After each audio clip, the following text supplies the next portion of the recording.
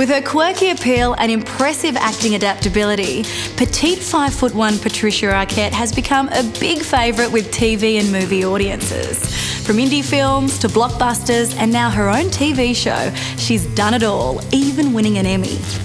Born to hippie parents, Patricia's early years were spent living a peace-loving life in the mountains on a 1970s spiritual commune. At only 15, the free-spirited Patricia ran away from home to live with her elder sister and pursue acting, training with renowned drama coach Milton Katselas. At only 18, she landed her first film role in the teen pick Pretty Smart, but it wasn't until scoring a part in the Wes Craven horror flick Nightmare on Elm Street 3 a year later that others started to take notice. Having her son Enzo at 19 didn't slow down her acting career. Instead, the life experience she gained as a young, single mum only added to Patricia's appeal and brought maturity and emotional depth to her work. What I think is so great about Patricia is that she is very, very naturalistic, and she has a very sweet quality to her, but she's also got a street quality to her. So she really is one of the very, very few actresses who can play punky and hard and I don't care and, you know, really edgy, but at the same time deliver a sweetness so that you really feel for her. I don't really know of any other actress who can really combine that. Patricia's rare on-screen combination of fragile vulnerability and honesty was now in demand. After impressive performances in a number of teen flicks and TV movies, legendary actor Sean Penn cast her in his directorial debut, 1991's The Indian Runner. But Patricia's breakout performance came in the 1993 Bonnie and Clyde-esque story True Romance, starring opposite Christian Slater. Her gutsy performance in the Quentin Tarantino penned script won over the indie crowd and off-screen the heart of Slater, the pair having a true romance of their own. A year later, she continued her indie reign, sharing the screen with Johnny Depp in Ed Wood. While there was no romance with Depp, she reportedly dated Matthew McConaughey around the same time. Shortly after, Patricia jumped at the chance to give comedy a crack and show her lighter side in Flirting with Disaster opposite Ben Stiller. For her, comedy is something that comes naturally. Growing up, there was a lot of comedy in our home. My dad did a lot of comedy, so I actually would like to go further with that. But it was darker roles in films like Lost Highway and The High-Low Country that came Arquette's way. And in the morgue-based thriller Night Watch with Ewan McGregor and Nick Nolte, it was fear, not fun, driving the action. For Patricia, it was the role's human element that attracted her to the part. I think she learns that she's in an imperfect relationship, and that's the way that love really is. And I think she learns how strong she was, which she never knew before. If you've never gone into battle, then you don't really know if you could survive battle. So I think she realizes a lot more about herself, what her strengths are as a person. Patricia's unique blend of strength and vulnerability scored her a role in the supernatural thriller Stigma, and despite its controversial depiction of the Catholic Church, it debuted at #1 at the box office, and for the first time Patricia was experiencing mainstream success. And again, it was Patricia's chameleon-like adaptability that won over workmates and audiences alike. Patricia was the first person that I thought of for the movie from the very, very beginning. And what we were looking for was somebody who was not a tragic figure and not a victim, not a why me kind of person, how could this happen to me, but a person who sort of grabs life by the throat and says, let's go get it, and sort of commits to whatever it is that she's in the moment. And I think that she just embodies that kind of youthful energy, quasi-reckless, you know, I'm only 22, I'm only 23, I don't need to have all the answers, I don't want to know all the answers, I still need to sort of ask a bunch of questions, kind of attitude about life. At first, the spooky thriller's controversial religious undertones frightened Patricia, and she didn't even want to star in the film. I was freaked out by it, and I was like, oh my God, you know, do you believe in God? And what is this saying? And I'd worked with Rupert before, so we met and we talked about it, and he said, okay, let me hear all your questions about. I mean, there was a part of it I really liked, but then the part of it that I was very afraid of. So with a change of heart, Patricia started to embrace the spooky supernatural. Perhaps it was a sign of things to come. We had a few sort of specialists, you know, that they kind of introduced us to.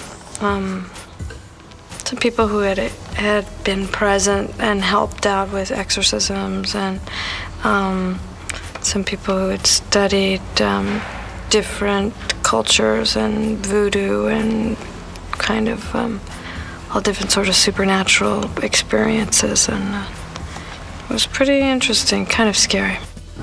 Capping off her increased success in the film world, Patricia married boyfriend Nicolas Cage in 1995. The pair actually met years earlier in an LA deli, where Cage reportedly proposed to Patricia on the spot. She didn't believe him, and so sent him on a treasure hunt of near impossible missions to achieve before she'd even agree to a date. Determined, he succeeded, but after only a few dates, the romance fizzled. But a decade later, they met again by chance, supposedly at the same deli. They believed it was fate and meant they were destined to be together. In 1999, the pair found success co-starring together in the Martin Scorsese-directed ambulance drama Bringing Out the Dead. Working with Patricia on Bringing Out the Dead was an opportunity for me to observe her in the work ethic and the work environment. I always knew she was a great actress, but I was thrilled and proud of her to see her on the set and to know that, you know, she's one of the generous ones. She's a very giving actress. She wants to make sure that everyone is happy, that they got what they need. It's not about just, oh, I need what I need. She wants to make sure everybody's happy, and that I was very impressed by. While their on-screen partnership in Bringing Out the Dead was successful, in 2000, after 5 years of marriage, they divorced. And in an interesting twist, it's rumoured they actually separated just 9 months after marrying, but had continued to act like a couple in public. Very sneaky.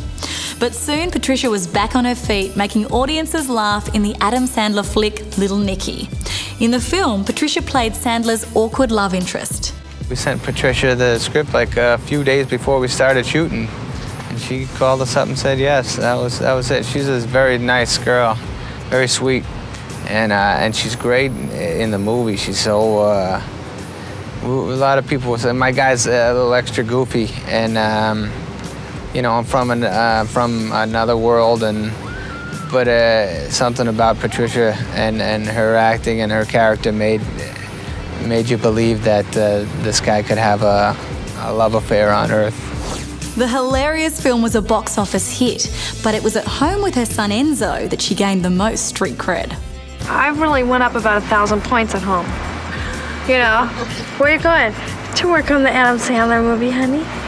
Bye, Mom. Ding. You know, it was like, I needed those brownie points. He's almost a teenager. Yeah, so you know? Cool. Yeah, I needed to be cool. Yeah, I needed to somehow achieve coolness, and I think somehow I have now. After a string of successful commercial films, Patricia returned to her indie roots, starring in a number of low-budget films before making an unexpected move into television, taking on the role of psychic criminal profiler Alison Dubois in the hit show Medium. After only a couple of months in the role, she scored both Golden Globe and Emmy Award nominations. And Patricia took out TV's highest honour, winning the 2005 Emmy Award for Most Outstanding Actress. And as I found myself on stage, it was like being in a weird dream where I thought, I didn't really win. They said someone else's name, but I just took it upon myself to hallucinate that I won. And now I'm standing up here and people are looking at me like that because they really said Jennifer Garner's name, but I'm standing there. And her work in Medium has earned her a stack of award nominations since. Patricia's personal life has also been busy. In 2006, she married another actor, Thomas Jane, the star of Hung, after giving birth to their daughter Harlow in 2003. Sadly, after a rocky 4 years of marriage, it seems they have decided to divorce.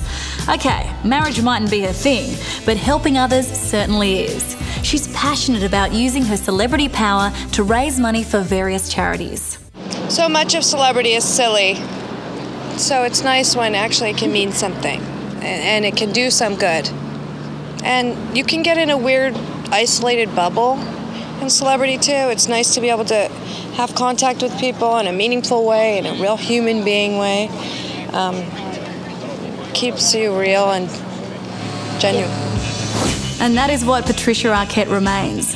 a genuine and real actress whose appeal lies in her ability to connect with audiences and wow critics with her immense acting depth. Stay tuned to Star Picks for all of the movies you know and the actors you love. Broadcast in glorious high definition with 5.1 surround sound where available. For more of the best in entertainment news, check out your Movie Network channels. It's all together better, on screen and at mnc.tv.